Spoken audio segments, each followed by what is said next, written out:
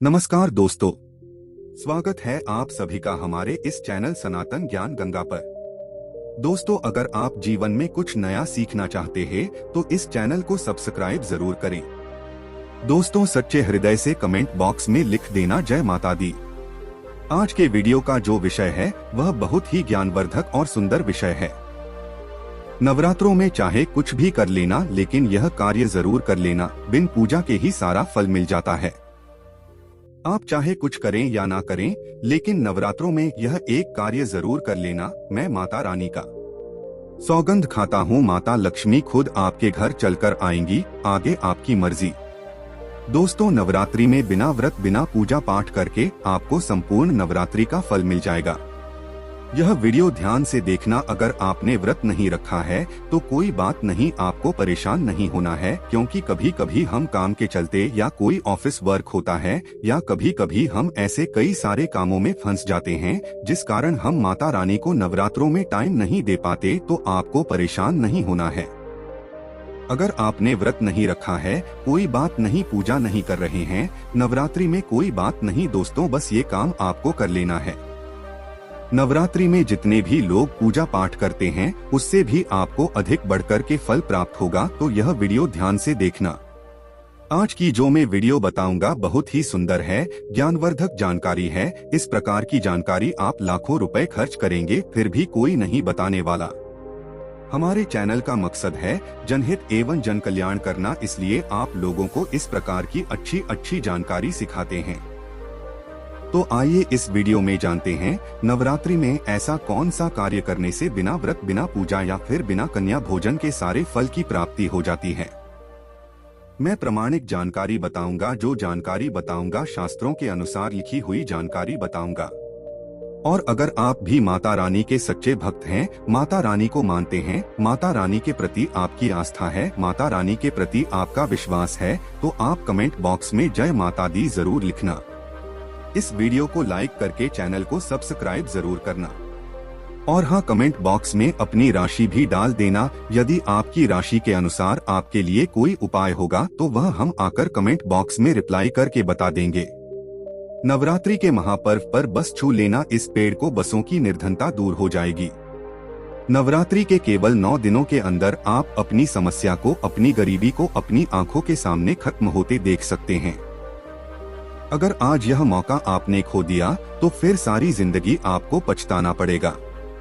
दोस्तों, हिंदू संस्कृति में विभिन्न पौधों और पेड़ों को पवित्र और शुभ माना जाता है। हम पेड़ों को देवतुल्य मानकर उनकी पूजा करते हैं। बुराई और नकारात्मक चीजों को अपने घर से दूर रखने के लिए घर में या घर परिसर में विशेष पेड़ पौधे लगाए जाते हैं। अगर आप हिंदू धर्म के पवित्र ग्रंथों पढ़ेंगे तो आपको पता चलेगा कि ऐसे कई पेड़ हैं जिन्हें दिव्य वृक्ष कहा गया है। आज हम आपको परम पावन वृक्षों के बारे में बताएंगे जो दिव्य वृक्ष कहे गए हैं, जिन्हें देवी स्वरूप माना गया है। उनसे आप इस नवरात्रि के पावन पर्व पर क्या चमत्कारी लाभ पा सकते हैं और जीवन के दुख कष्ट दरिद्रता को कैसे दूर भगा सकते हैं, वो आप इस वीडियो में जान सकते हैं। दोस्तों, पेड़ पौधों का मानव जीवन में बड़ा महत्व है। यह हमें न सिर्फ ऑक्सीजन देते हैं बल्कि तमाम प्रकार के फल फूल, जड़ी बूटियां और लकड़ियां आदि भी देते हैं। घर के आसपास पौधारोपण करने से गर्मी, भूख, क्षरण, धूल आदि की समस्या से बचाव होता है। ये हवा में से कार्बन डाइऑक्साइड को ग्रहण करते ही हैं, साथ ही आज आसपास की सभी प्रकार की नकारात्मक ऊर्जाओं को अपने अंदर में स्वयं सोख लेते हैं। हमें ताजगी प्रदान करते हैं, सकारात्मकता प्रदान करते हैं, स्वयं तेज धूप में तपते हैं और मनुष्य को शीतल छाया प्रदान करते हैं। दोस्तों, हमारे धर्म शास्त्र में कुछ ऐसे कल्याणकारी मंगलकारी खास पौधे बताए गए हैं जिन्हें नवरात्रि के पवित्र समय में छूने मात्र से मनुष्य को दिव्यता का अनुभव हो जाता है, उसकी किस्मत पलट जाती है, दुर्भाग्य सौभाग्य में बदल जाता है, जीवन की सभी प्रकार की समस्याएं समाप्त हो जाती है। नवरात्रि का मां दुर्गा के 9 स्वरूपों की उपासना का श्रेष्ठ समय है। सिद्धि और साधना के लिए यह समय महत्वपूर्ण माना जाता है। नवरात्रि के समय को शक्ति का पर्व कहा जाता है। इस समय अचेत वस्तु भी चेतना में हो जाती है, क्योंकि शक्ति स्वरूप नहीं, साक्षात मां दुर्गा इस समय धरती पर अवतरित होती है। चराचर पर इसका सकारात्मक प्रभाव पड़ता है। पेड़ पौधे जीव जंतु चलाचल हर एक चीज में पुराना जाते हैं, सब में शक्ति निहित हो जाती है, जागृत हो जाती है। तो इस समय डिब्बे पेड़ पौधे को आप जाकर के छूते हैं तो आपके जीवन की परेशानियां, दुख, कष्ट, रोग, शोक, क्लेश, कलह हर प्रकार की समस्या समाप्त हो जाती है।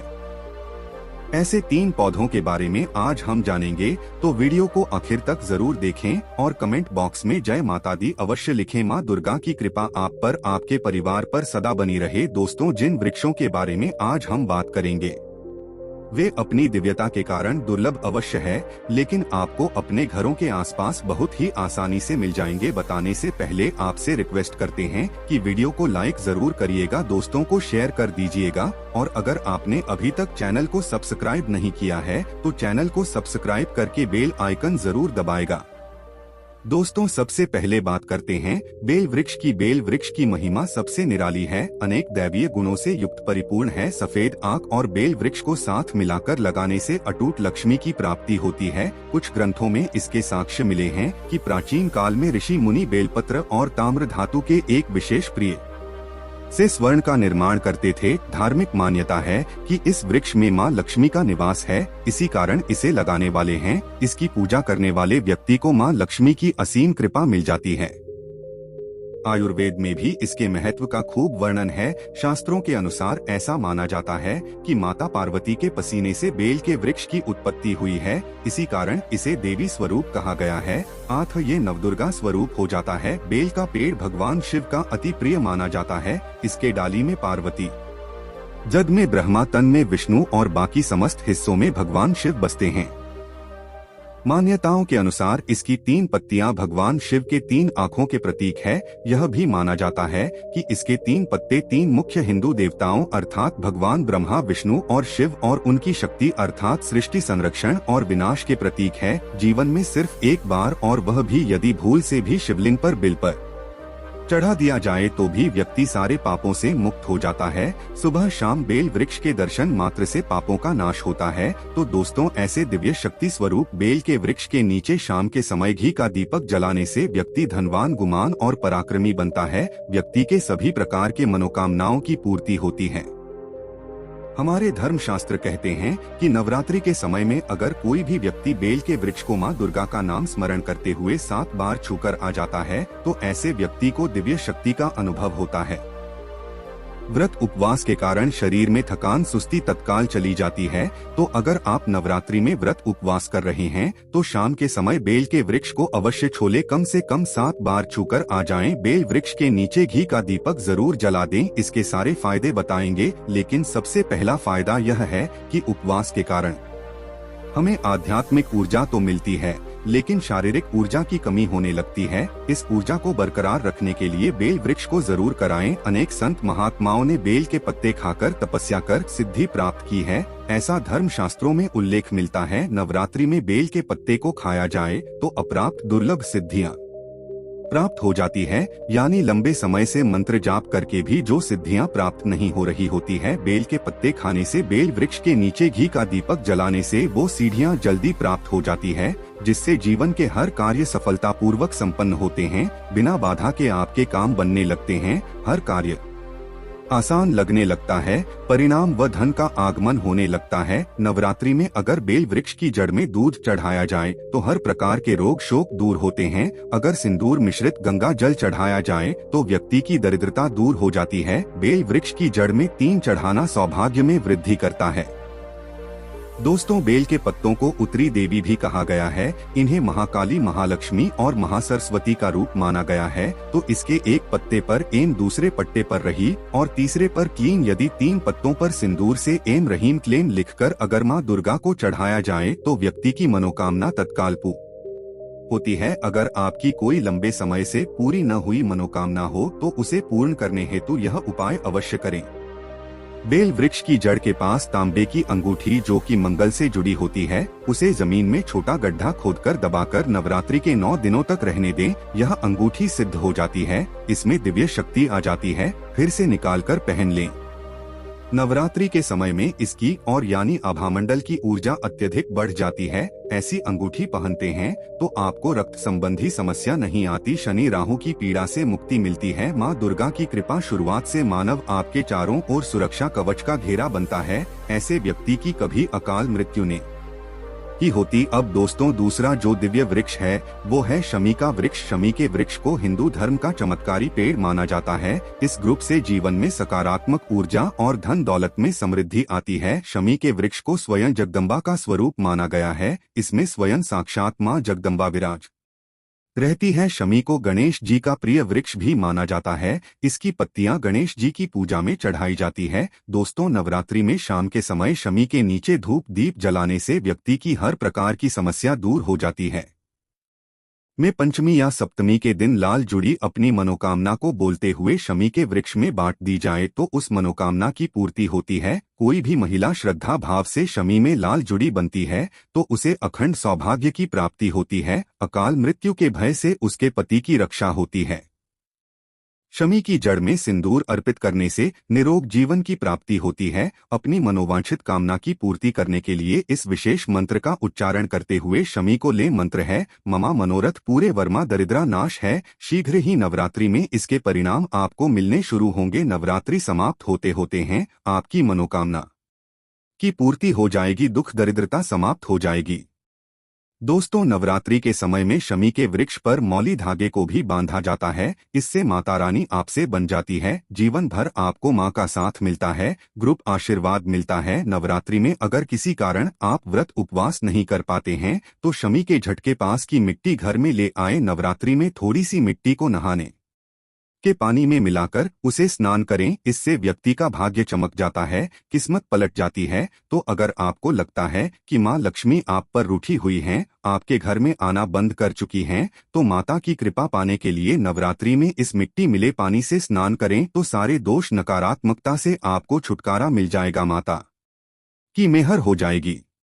अब तीसरा जो दिव्य पुरुष है जिसे देव वृक्ष भी कहा जाता है वो है पारिजात का वृक्ष। समुद्र मंथन में कुल 14 रत्न निकले थे, उनमें से एक पारिजात का वृक्ष भी था। भगवान विष्णु के आदेश पर यह देव इंद्र को प्राप्त हुआ जिसे स्वर्ग लोक में लगाया गया था। इसे देवराज इंद्र के नंदनवन में स्थापित किया गया था। पारिजात वृक्ष भगवान कृष्ण मानव जन कल्याण के लिए धरती लोक पर लाए थे। माता लक्ष्मी को पारिजात के पोर्स अत्यधिक प्रिय है, इसलिए उनकी पूजा में इसके पुरुष आवश्यक रूप से सम्मिलित किए जाते हैं। रामायण काल में अपने 14 वर्ष के वनवास में माता सीता पारिजात के पुष्पों से ही श्रृंगार किया करते थे।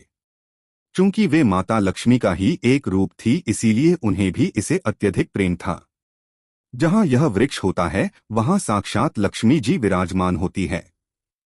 पारिजात के वृक्ष को लक्ष्मी का स्वरूप भी कहा गया है क्योंकि माता लक्ष्मी समुद्र से उत्पन्न हुई हैं और पारिजात की उत्पत्ति भी समुद्र से हुई है। इस नाते यह माता लक्ष्मी की बहन कहलाती है। ऐसी भी मान्यता है कि देवलोक में केवल अप्सरा उर्वशी ही इसे छू सकती थी। नृत्य आदि करके जब वे थकान में होती थी तब इसे छूकर अपनी सारी थकान मिटाया करती थी। माना जाता है कि किसी भी मनुष्य के शरीर में कितनी भी ज्यादा थकान हो, कितनी भी पीड़ा हो, इसके स्पर्श मात्र से दूर हो जाती है। नवरात्र के व्रत के कारण अगर आपके शरीर में थकान है, पीड़ा है, तो पारिजात के वृक्ष को शाम के समय में जरूर छूकर आए। इस के नीचे अगर नवरात्रि में घी का दीपक जलाते हैं, चुटकी भर सिंदूर अर्पित करते हैं तो व्यक्ति की हर प्रकार की मनोकामना पूर्ण हो जाती है।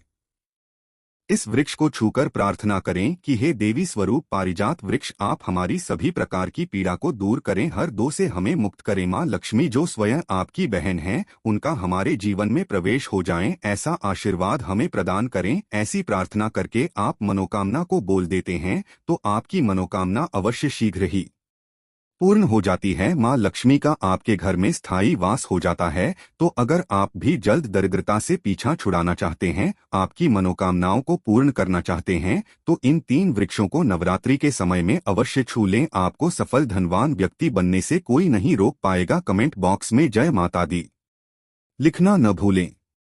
दोस्तों, आज के लिए बस इतना ही। मिलते हैं एक और ज्ञानवर्धक वीडियो के साथ। धन्यवाद।